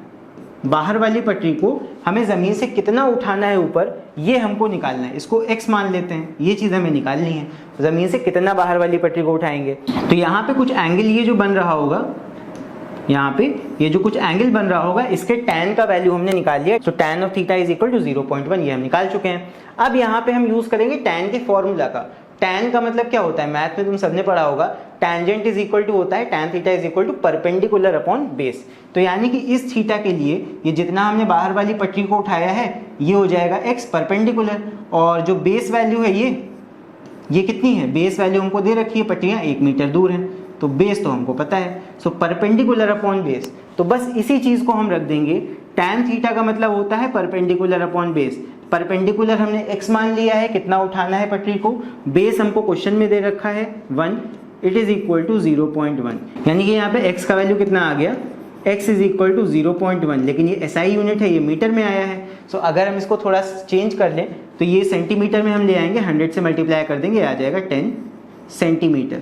तो बाहर वाली पटरी को हमें 10 सेंटीमीटर जमीन से उठाना पड़ेगा। 10 सेंटीमीटर तुम्हारा कितना हो गया, लगभग इतना, स्केल पे अगर देखोगे तो 10 सेंटीमीटर इतना हो गया। इतना जमीन पे ऊपर उठाना पड़ेगा बाहर वाली पटरी को, तब जाके हमारी ट्रेन सही से टर्न ले पाएगी बिना कहीं इधर उधर गिरे, आराम से टर्न ले लेगी और वहां पे कोई भी फ्रिक्शन नहीं क्रिएट होगा टर्न लेते समय। सो आई होप तुम लोगों को ये वाला क्वेश्चन समझ में आ गया होगा अच्छे से। चलो इसके बाद बढ़ते हैं अपने चैप्टर के लास्ट टॉपिक की तरफ, जो कि है सेंट्रीफ्यूगल फोर्स। ये भी एक इंपॉर्टेंट टॉपिक है। ये इंपॉर्टेंट इसलिए है बिकॉज रियल लाइफ में इसका काफी यूज होता है। देखो सेंट्रीफ्यूगल फोर्स क्या होता है, पहली बात तो ये जान लो, सेंट्रीपिटल फोर्स रियल फोर्स है, सेंट्रीफ्यूगल फोर्स एक स्यूडो फोर्स है। स्यूडो फोर्सेस उन फोर्सेस को कहा जाता है जो हम अपनी तरफ से मान लेते हैं, रियल में वो एग्जिस्ट नहीं कर रहे होते, बट हमें अपनी तरफ से उनको मानना पड़ता है फिजिक्स में बैलेंस आउट करने के लिए। तो ऐसा हम इसलिए करते हैं। तो बेसिकली जब भी कोई ऑब्जेक्ट कहीं यूनिफॉर्म सर्कुलर मोशन कर रहा होता है, सो वहां पे हमने अभी क्या देखा था कि सेंट्रीपिटल फोर्स लग रहा था अंदर की तरफ। सो यहाँ पे हमेशा जब भी कोई ऑब्जेक्ट एक सर्कुलर पाथ में मूव करेगा तो अंदर की तरफ इनवर्ड एक सेंट्रीपिटल फोर्स हमेशा लगता है, और इस सेंट्रीपिटल फोर्स की वैल्यू क्या होती है, mv²/r के बराबर, इतनी वैल्यू होती है इसकी, और ये हमेशा इनवर्ड लगेगा। Centripetal force always act inwards. लेकिन फिजिक्स में हमने पढ़ा है कोई चीज अगर इक्विलिब्रियम में है तो वहां पे उसको बैलेंस आउट करने के लिए इक्वल एंड अपोजिट कोई चीज होनी चाहिए। तो हमने एक माना कि सेंट्रीपिटल फोर्स अगर अंदर की तरफ लग रहा है तो इसी के जस्ट इक्वल एंड ऑपोजिट बाहर की तरफ भी एक फोर्स लगेगा, जो हो जाता है हमारा सेंट्रीफ्यूगल फोर्स। सेंट्रीपिटल अंदर की तरफ लगता है, सेंट्रीफ्यूगल बाहर की तरफ लगता है। तो अंदर की तरफ तो जो धागा या ग्रेविटेशनल पुल जो भी चीज होगी वो तो हमें ऑब्जेक्ट को होल्ड करके रखती है, तो वो तो रियल फोर्स है। लेकिन जो बाहर की तरफ लग रही है, बाहर भाई में क्या है, बाहर तो कोई धागा या रस्सी है नहीं जो उसको खींच रही है। सो बाहर वाला फोर्स एक स्यूडो फोर्स होता है जो हम मानते हैं अपनी तरफ से। So that force is centrifugal force. जब भी कोई यूनिफॉर्म सर्कुलर मोशन होगा दो फोर्सेस लगेंगी, सेंट्रीपिटल अंदर को लगेगी, सेंट्रीफ्यूगल हम बाहर को मान लेते हैं। तो सेंट्रीफ्यूगल फोर्स यही है, एक्सटर्नल फोर्स जो बाहर की तरफ लग रही है, it is a pseudo force and it always acts in outward direction. ये हमेशा बाहर की तरफ एक्ट करती है, it always acts in the outward direction. Centripetal अंदर लगेगी, सेंट्रीफ्यूगल बाहर लगेगी। वैल्यू इसका भी इक्वल होता है इसी के, mv²/r सेंट्रीपिटल फोर्स का भी वैल्यू है और सेंट्रीफ्यूगल फोर्स का भी वैल्यू कितना होगा, mv²/r। वैल्यू सेम है, डायरेक्शन ऑपोजिट है, एक अंदर लगती है एक बाहर लगती है। सेंट्रीफ्यूगल फोर्स हमेशा बाहर लगेगी, ये बात याद रखना। चलो इसी के ऊपर बेस्ड एक क्वेश्चन करते हैं अभी अच्छा सा। सो क्वेश्चन इज दिस, यहाँ पे है a bucket full of water is tied with a rope 1.6 metre long. 1.6 metre long एक रस्सी है and revolved in a vertical circle. हमने क्या किया, रस्सी से बाल्टी को बांध दिया और ऐसे बाल्टी को नचा रहे हैं चारों तरफ। फिर इसके बाद में क्या है, What would be the minimum speed of the bucket at the highest point? हमें स्पीड पूछी गई है, minimum speed of the bucket at the highest point so that the water may not fall. Water में not fall, ऐसी कितनी speed से हम bucket को नचाएं चारों तरफ कि जब बकेट अपने टॉप पॉइंट पे होगी, जैसे मान लो बकेट यहाँ पे है तो उसमें से पानी सर पे ना गिरे, पानी ना गिरे नीचे। तो यहाँ पे ये कैसे होगा देखते हैं। तो ये मान लेते हैं हमारी रस्सी है, इस रस्सी से हमने यहाँ पे बकेट को बांध दिया है, ये हमारी बकेट है। अब इस बकेट के अंदर पानी भरा हुआ है, पानी बना लेते हैं यहाँ पे, ये पानी भरा हुआ है। तो ये बकेट जब अपने टॉप मोस्ट पॉइंट पे होगी, ऐसे हम नचा रहे हैं चारों तरफ, और ये बकेट जब टॉप मोस्ट पॉइंट पे होगी तो इसका पानी ना गिरे, इसके लिए क्या चीज़ होनी चाहिए, दैट एक तो इस पानी पे वजन लगेगा नीचे की तरफ mg, यानी कि ग्रेविटी इसको नीचे की तरफ गिराना चाहेगी। लेकिन यहाँ पे सेंट्रीफ्यूगल फोर्स भी होगा जो एक्सटर्नल की तरफ इस ऑब्जेक्ट को बाहर ढकेलेगा एक्सटर्नल डायरेक्शन में, यानी कि इसको बैलेंस आउट करने के लिए सेंट्रीफ्यूगल फोर्स लग रहा होगा mv²/r का। ठीक है, तो अगर ये दोनों फोर्स एक दूसरे को बैलेंस कर जाते हैं, मतलब कि सेंट्रीफ्यूगल फोर्स अगर इस ग्रेविटेशनल पुल के यानी कि ग्रेविटेशनल फोर्स के बराबर हो जाता है, तब जाके हमारा पानी अपनी जगह बना रहेगा एंड जो पर्सन इसको पकड़ के ऐसे नचा रहा है वो यहाँ पे भीगेगा नहीं। तो यही चीज हमको करनी है, इन्हीं दोनों को बैलेंस आउट करना है। और यहाँ पे हमें क्या पूछा गया है, विद व्हाट मिनिमम स्पीड, हमें v का वैल्यू है निकालना है। तो बस चलो सॉल्व करते हैं इसको। तो यहाँ पे क्या हो जाएगा, बोथ फोर्सेस को हम बैलेंस कर देंगे। सो एट द मैक्सिमम या एट द हाईएस्ट पॉइंट, यहाँ पे हम लिखेंगे mv²/r is equal to mg। यहाँ पे m से m कैंसिल हो जाएगा, सो v² इज इक्वल टू हमारा आ जाएगा r इंटू जी। यहाँ पे v इज इक्वल टू आ जाएगा √rg।